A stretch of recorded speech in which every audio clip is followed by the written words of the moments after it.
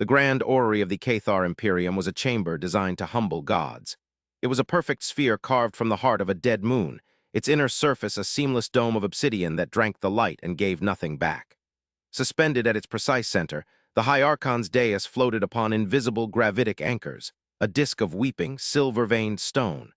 From this point, the entire chamber was a map, a living representation of the known galaxy. Nebulae bloomed as clouds of captured, incandescent gas, and stars were represented by shimmering motes of cold plasma, each one a precise, aching point of light in the crushing dark. Today, however, that map was marred.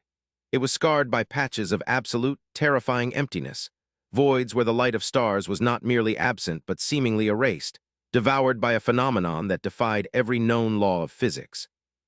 These were the silence zones, the ever-expanding wounds carved into the fabric of reality by the solitary, incomprehensible vessel that called itself human.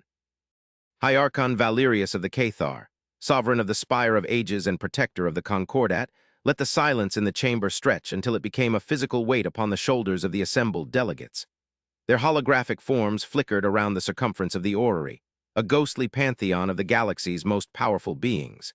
There was the Jelk Consortium, amorphous and shimmering, their thoughts broadcast as harmonic chimes of pure logic. There were the insectoid Virene, their chitinous bodies rigid with martial pride, their mandibles clicking in silent impatience. There was the Lorian delegate, a being of woven light and shadow whose form was a constant, gentle flux. Dozens of others watched, their fear a palpable energy that pulsed in the silent chamber, a fear that had been growing for cycles, ever since the first zone had appeared and a star system had simply gone dark. Not destroyed, not conquered. It had been surgically excised from the galactic network of travel and communication, rendered an island in an impassable sea of dead space-time. The reports from the Outer Rim are confirmed, Valerius began, his voice a low resonance that seemed to emanate from the stone of the dais itself. The Cathar were beings of immense physical presence, their forms like carved obsidian statues, their faces impassive masks that betrayed nothing of the cold fury that now gripped their leader. The Seraphim Drift, a region we believed immune due to its unique gravitic tides, has been silenced. A dozen systems, including the primary shipyards of the Virene Hive, are now isolated. Their fleets are trapped. Their communication lines are severed. The human ship was not even seen. The zone simply manifested. A discordant clang echoed from the Jelk representative. It was their equivalent of a gasp of disbelief. Impossibility. The energy expenditure required to warp spacetime on such a scale exceeds the output of a main sequence star. A single vessel cannot possess such power. Our models are broken. Your models have been broken since this began, clicked the Virene warlord, his holographic image shifting with agitation. We have thrown armadas at these ghosts, our finest warriors, our most devastating weapons. They either vanish into the zones, never to be heard from again, or they find nothing at all. The human ship dances between our patrols as if they were standing still. It appears, seeds a new zone, and disappears. This is not warfare, it is pestilence. This was the crux of their terror. It was a war they could not fight. The humans, a species they had barely catalogued, a footnote in the galactic archives from a forgotten survey mission centuries ago, noted only for their chaotic art and volatile emotional signatures, had declared war not with fleets but with physics. They were not conquering territory, they were unmaking it. They were not destroying armies, they were rendering them irrelevant. The Concordat, an alliance of ancient empires whose power was measured in the number of star systems they controlled, and the speed at which their fleets could cross them, was being dismantled, system by system, by an enemy who refused to engage in a recognizable form of conflict. The Lorian ambassador, whose form rippled like smoke, offered a different perspective, its voice a soft cascade of whispers that seemed to coalesce directly in the mind. Have we considered that our definition of war may be the flaw in our understanding? We assume malice, we assume conquest, but the patterns are too precise. The zones are not random. They follow the primary arteries of galactic travel and communication. It is as if a physician is severing limbs to stop the spread of a disease. Valerius turned his gaze toward the Lorian, his obsidian face unreadable. He respected the Lorians' philosophical insight, their ability to see patterns where others saw only chaos, but their pacifism was aloof. Zari the Concordat could no longer afford. A disease, ambassador. The only disease I see is this, humanity. They have crippled our economies. They have stranded billions. They have brought the age of galactic unity to the brink of collapse. If they are physicians, their cure is indistinguishable from death. He gestured, and one of the dark patches on the star map began to glow with a faint red border. This is the Sol system, the origin point of the human species. Our deep-range diviners and probability engines have finally confirmed its location with a near-absolute certainty. It took the combined processing power of the entire Jelk consortium, sifting through the quantum foam for the faint echoes of the human ship's impossible drive signatures. A new tension filled the chamber, colder and sharper than before. The ultimate solution, the one they had avoided speaking of, was now laid bare. "We have the means to end this," the Virine warlord stated, his voice a low hiss. "The reality breaker munitions, a weapon of last resort forbidden since the Dawn Wars, launch one into their star. The resulting cascade failure would not merely destroy their system, it would cauterize the wound in spacetime, erasing it from all possible realities. It would be as if they had never been." The thought was seductive, a clean, final end to the creeping horror that was strangling them, to erase the architect of their fear. But the reality breaker was a taboo weapon for a reason. Its use sent ripples through the causal substrate of the universe. It was a weapon so profound, so utterly final, that the energies unleashed could unravel the fabric of reality itself, creating paradoxes that could echo for eternity. To use it was to risk everything. To destroy a species based on actions we do not comprehend is the height of arrogance, the Lorian whispered. It would be an act of fear, not of strength. What if we are wrong? What if we have misinterpreted everything? We have never spoken to them. We have never opened a channel. We have only fired upon them, and they have only evaded. "They started this war," Valerius's voice boomed, the carefully controlled resonance finally cracking to reveal the immense pressure he was under. "They fired the first shot when they created the first silence zone. They targeted our infrastructure, our way of life. They have offered no explanation, no terms, no demands. Their silence is their declaration of contempt." He paused, his gaze sweeping across the assembled holograms, challenging any of them to dispute his logic. The Cathar were a proud, ancient race. Their imperium had been built on the principles of order, strength, and clarity. Humanity was the antithesis of all three. They were chaos incarnate, a puzzle that resisted every attempt at a solution, and Valerius's failure to contain them was becoming a stain on his legacy. Felt the weight of history upon him. The Cathar had guided the galaxy for millennia. They had faced down cosmic horrors from beyond the galactic rim, mediated disputes that could have shattered empires, and maintained a delicate peace through strength and wisdom. Now that peace was crumbling, not from a grand armada or a rival empire, but from a single phantom ship wielded by a species of ephemeral, emotional primates. It was humiliating. It was infuriating. It was, above all, terrifying. The fear was the worst part. It was a cold, alien emotion to a Cathar hierarchon, but it was there, a knot of ice in his core. Fear of the unknown, fear of a power that operated on principles his civilization had never even conceived of. Fear that the galaxy he had sworn to protect was dying, and he was powerless to stop it. The debate raged for what felt like an eternity. The Jelk presented model after model, their logic loops twisting in on themselves as they tried to reconcile the impossible energy signatures of the zones. The Virine advocated for overwhelming, decisive force, a galactic crusade to hunt down the human ship and obliterate their homeworld. The more cautious factions pleaded for another way, for an attempt at communication, though none could suggest how to communicate with a foe who could seemingly vanish from reality at will. Through it all, Valerius listened, his mind a crucible of conflicting pressures. His instincts, honed over centuries of rule, screamed at him that this was a test. But of what? Was it a test of his strength, his willingness to use ultimate force to preserve order? Or was it a test of his wisdom, his ability to perceive a truth hidden behind a veil of fear and misunderstanding? The orrery felt less like a seat of power and more like a cage. The silent, empty patches on the map were not just strategic losses, they were insults. They were monuments to his impotence. He found his gaze drawn again and again to the glowing red marker of the human homeworld, a single, insignificant star system. And yet, from that tiny point of light had come shadow that threatened to consume them all. The pressure from the military factions was immense. The Virine, their shipyards now useless, were demanding retribution. His own commanders were urging him to authorize the use of the reality breaker. To hesitate any longer, they argued, was to invite further chaos. He was about to speak, to give the order that would condemn a species and perhaps reality itself, when a new light bloomed in the orrery. It was not a star nor a hologram. It was a single, pure white symbol that pulsed gently in the empty space between the High Archon's dais and the assembled delegates. It was a symbol of elegant, intersecting circles and lines, a piece of sacred geometry that was utterly alien, yet resonated with a strange sense of profound, unshakable logic. With the symbol came a message, broadcast on every known frequency, penetrating the Concordat's most secure channels as if they were open air. It was not a voice. It was a stream of pure, unadulterated data, mathematics, physics, philosophy, that bloomed directly in the minds of every sentient being in the chamber. It was complex, layered, and impossibly dense, yet its core meaning was translated with perfect clarity.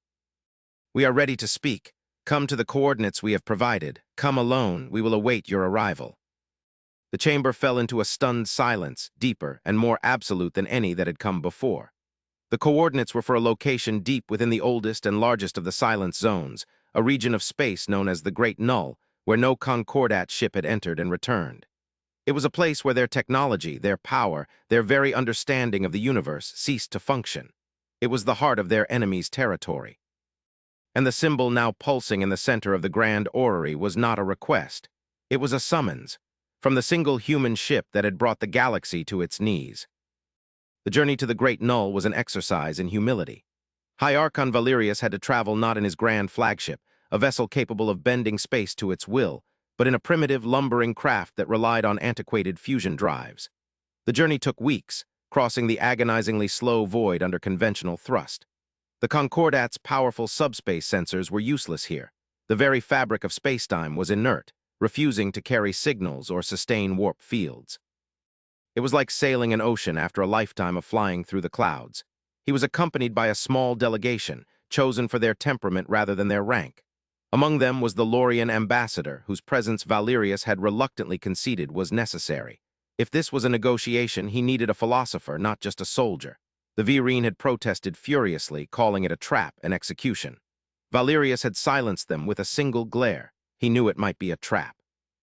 But it was also the first new move in a game they had been losing for cycles.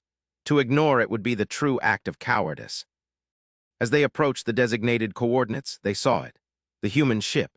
It hung in the blackness, not with the bristling, weaponized geometry of a Concordat warship, but with the smooth, organic elegance of a sculpture. Its hull was a seamless, shifting alloy that seemed to flow rather than reflect, its color changing from matte black to deep chrome with the slow rotation of its orientation. There were no visible weapon ports, no sensor arrays, no engine signatures that their primitive instruments could detect. It simply was. It was smaller than he had expected, a vessel that would be classified as a mere frigate in his own fleet, yet it was this single, silent ship that had held the combined might of the galaxy at bay. The sight of it filled him not with rage, but with a profound and unsettling sense of awe. A communication channel opened, as clean and clear as the message in the orrery. It was a voice this time, modulated to be perfectly comprehensible to Cathar auditory senses. It was calm, professional, and held not a trace of triumphalism or malice. "High Archon Valerius, this is Captain Eva Restover of the human vessel Andromeda's Flame. We welcome you. Please power down your drive and prepare for docking. We will guide you in." The interior of the human ship was as unnerving as its exterior. The corridors were not corridors in the Cathar sense, but flowing, organic spaces that seemed to adapt their dimensions as they moved through them.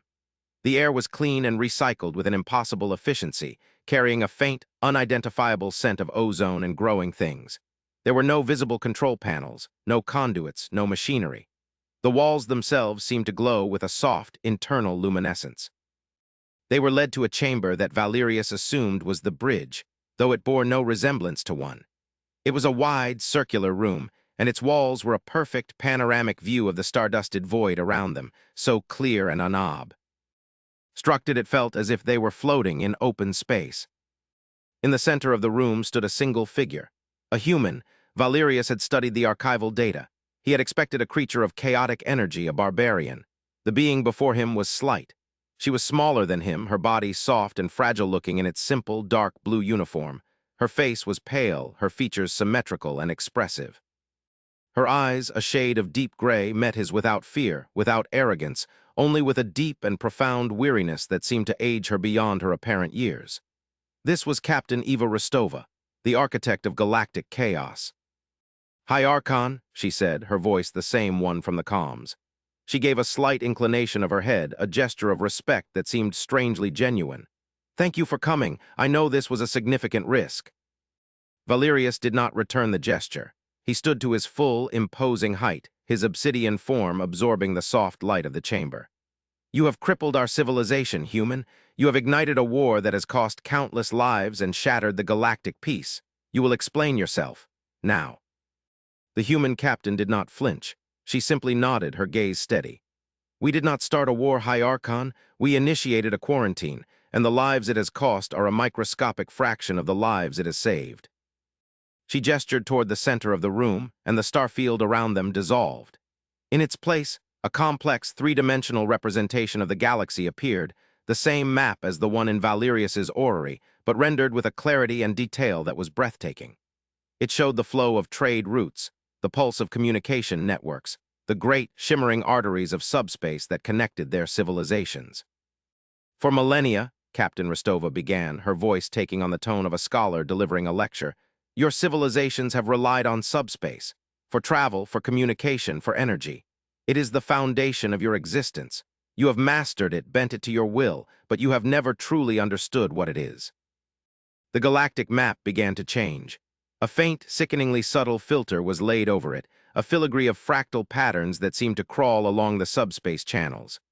The patterns were almost invisible at first, a subliminal distortion, but as Rostova spoke, they became more pronounced. "Subspace is not empty, High Archon. It is a medium. And like any medium, it can carry more than just ships and signals. Millennia ago, during a war between precursor species so ancient that their names are lost to even your oldest records, a weapon was deployed. A weapon of unimaginable cruelty. Not a bomb, not a plague of the body, but a plague of the mind. A self-replicating, sentient mimetic virus." Valerius stared at the crawling patterns. They seemed to pulse in time with a rhythm he could almost feel at the edge of his consciousness. A deep, subliminal thrum that was both alluring and deeply repulsive. "We call it the cognito hazard," Rostova continued, her voice low and grave. "It propagates through subspace itself, embedding its code within the very structure of your FTL drives, your communication arrays. It is subtle. For centuries, it lay dormant, a sleeping predator. But recently, something caused it to reawaken. Its effects are slow, almost imperceptible at first. It amplifies negative cognitive functions, paranoia, aggression, xenophobia, tribalism. It feeds on fear and mistrust, and it encourages those emotions in its hosts. It turns civilizations against themselves and against their neighbors." She zoomed the map in, focusing on a region of the galaxy that had been a hotbed of minor conflicts for the past 100 cycles. The Virene border skirmishes, the Jelk trade wars, the fracturing of smaller alliances. You have viewed these as political failings, as the natural ebb and flow of galactic history. They are not. They are symptoms. The virus was reaching a critical stage of infection. It was learning, growing stronger, preparing for its final, cascading phase. A wave of incurable, species-wide psychosis that would have resulted in total galactic self-annihilation. The Lorian ambassador, who had been silent until now, shimmered, its form contracting as if in pain. The great unraveling and ancient prophecy in our archives. A time of madness when all minds would turn to darkness. We thought it a myth, a warning against spiritual decay. "It was not a myth," Rostova confirmed softly. "It was a historical record. We found evidence of it in the ruins of a dozen extinct galactic civilizations, all of which appeared to have destroyed themselves in a sudden, inexplicable frenzy of violence. We were able to decode the patterns, to recognize the signature of the hazard. Our technology, which is based on a different model of physics that does not rely on conventional subspace manipulation, allowed us to detect it." "We were immune, but you were." "Not." Valerius felt a cold dread seeping into him, a dread far deeper than the fear of a mere military defeat. He thought of the increasing paranoia in his own court, the rising tide of xenophobia across the Concordat, the irrational and aggressive impulses that had led them to the brink of using a reality-altering weapon against a species they had never even spoken to. Was that his own pride? Or was it the influence of this mental plague? The line between the two was terrifyingly indistinct. "Why," he demanded, his voice strained. "Why did you not warn us? Why this silence, this aggression? If you were trying to save us, why did you present yourselves as our enemies?" This was the moment, the reveal that would either vindicate the humans or condemn them. Captain Rostova looked at him, and for the first time he saw the immense burden she carried reflected in her weary eyes. Because the hazard is mimetic, High Archon, she said, her voice barely a whisper. It doesn't just spread through technology, it spreads through information. To describe it, to warn you of it, to transmit the data of its existence through your subspace channels, would have been to transmit the plague itself in its most virulent form. It would have accelerated the process 1,000-fold. The very act of warning you would have damned you. The truth of it struck Valerius with the force of a physical blow. The perfect, elegant, horrifying logic of it all. They couldn't be told. They had to be saved from themselves. So we were left with one option, Rostova concluded, the galactic map behind her now dominated by the stark, black voids of the silence zones. A quarantine, a firewall, we had to sever your connections. We had to cut out the infected tissue of spacetime to stop the spread of the disease. We had no fleet, just this one ship, a long-range exploratory and scientific vessel. The devices we deployed were not weapons. They are harmonic nullifiers. They resonate at a frequency that collapses the local subspace manifold, rendering it inert, creating these zones. We had to isolate you from the source of the infection and from each other. We had to make you deaf and blind so that you could one day see and hear again. We knew you would see it as an act of war. We knew you would hate us for it. It was a price we were willing to pay to ensure that you survived. She fell silent. The chamber was utterly still, save for the gentle, almost imperceptible hum of the human ship. Valerius looked at the human captain, at the Lorian ambassador, at the impossible map of their salvation and their ignorance. The war had not been a war at all. It had been a desperate, silent, thankless act of galactic rescue, performed by a species they had been moments away from erasing from existence. He saw it all now.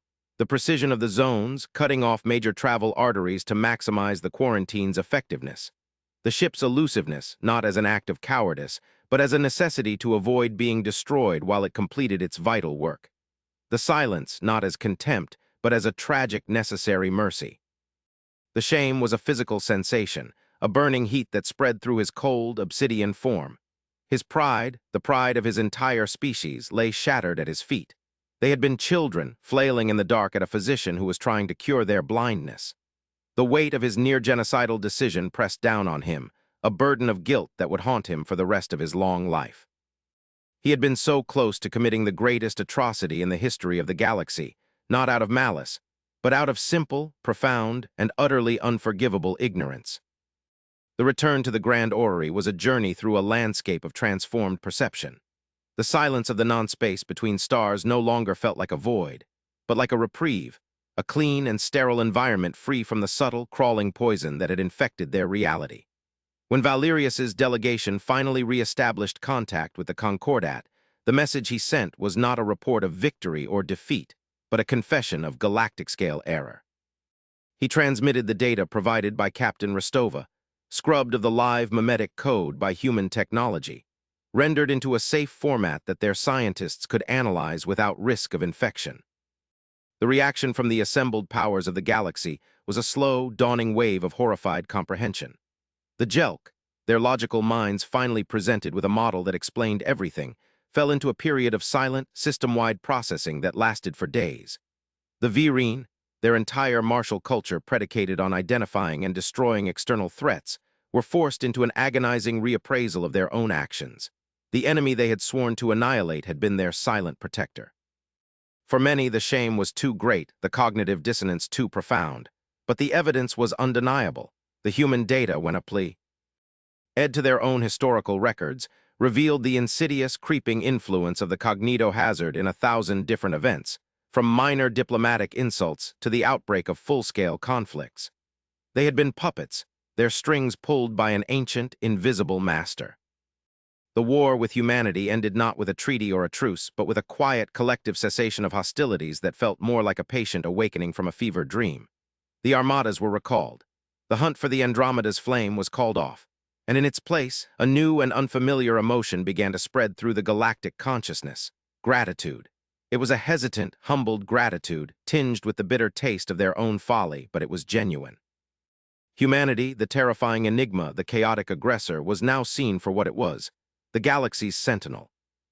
An alliance was forged, one born not of mutual interest or political convenience, but of shared vulnerability and a common, existential threat. The Concordat, once the pinnacle of galactic power, now willingly deferred to the knowledge and technology of the newcomers. Human scientists and engineers worked alongside the Jelk to understand the full nature of the cognito hazard. Human strategists advised the Virine on how to contain outbreaks of mimetic influence within their own fleets. The Lorians found in human philosophy a new and fascinating perspective on the nature of consciousness and sacrifice. The silent zones, once symbols of oppression, were now seen as shields, safe harbors in a poisoned cosmos. Valerius and Captain Rostova stood together on the bridge of the Andromeda's flame, which now served as the mobile command center for the new Human Concordat Alliance. The grand, panoramic view showed not empty space, but a vast, combined fleet, a sight that would have been unthinkable just months earlier. Cathar battlecruisers, their obsidian hulls gleaming, flew in formation with the living, crystalline ships of the Lorians and the stark, brutalist vessels of the Virine. It was an armada of unprecedented scale and diversity, a testament to the new unity that had been forged in the crucible of revelation.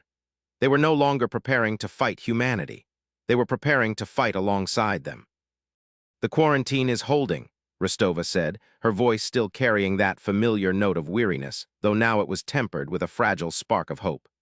"We've managed to stabilize the nullifier fields, but it's not a permanent solution. It's a bandage, not a cure." "We understand," Valerius replied, his own voice heavy with the weight of his new reality. "The hazard, it is not merely a dormant weapon. It is intelligent. It is adapting." On the main screen, the galactic map was displayed, but now it showed something new. Human deep-range sensors, operating on principles that were still largely incomprehensible to Concordat science, had traced the source of the mimetic signal.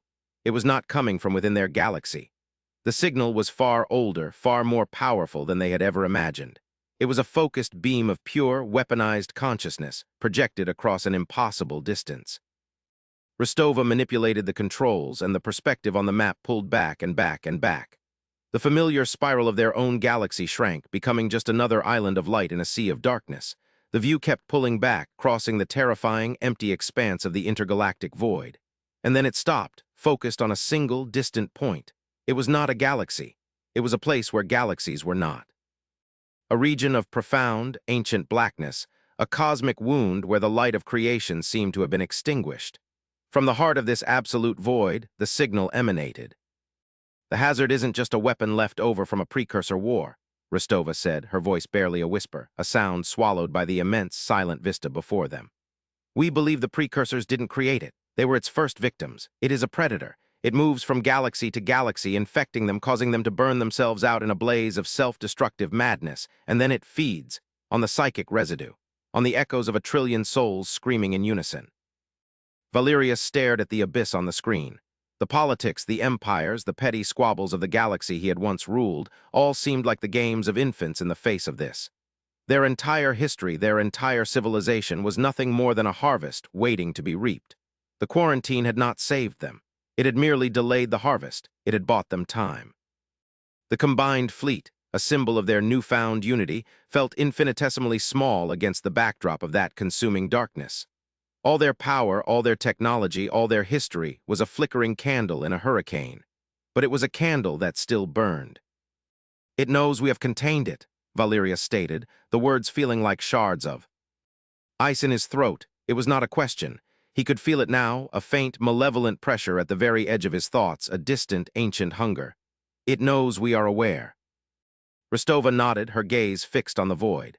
A faint chime echoed through the bridge, a signal from the ship's long-range communication array. A new message was being received, coming from the direction of the great darkness. It was not a threat. It was not a warning. It was a set of coordinates, a map leading directly to the heart of the void. A single, repeating psychic pulse that translated into a simple, chilling concept. An invitation. "It knows we are here," Rostova breathed, her words hanging in the silent, reverent air of the bridge. She turned to look at Valerius, her human eyes meeting the ancient, obsidian gaze of the Cathar High Archon. In that shared look, fear, resolve, and a terrible, awe-inspiring purpose were exchanged. The war they thought they had been fighting was over. The real war, the war for the soul of every living thing in every galaxy, was just about to begin. "And it's inviting us in."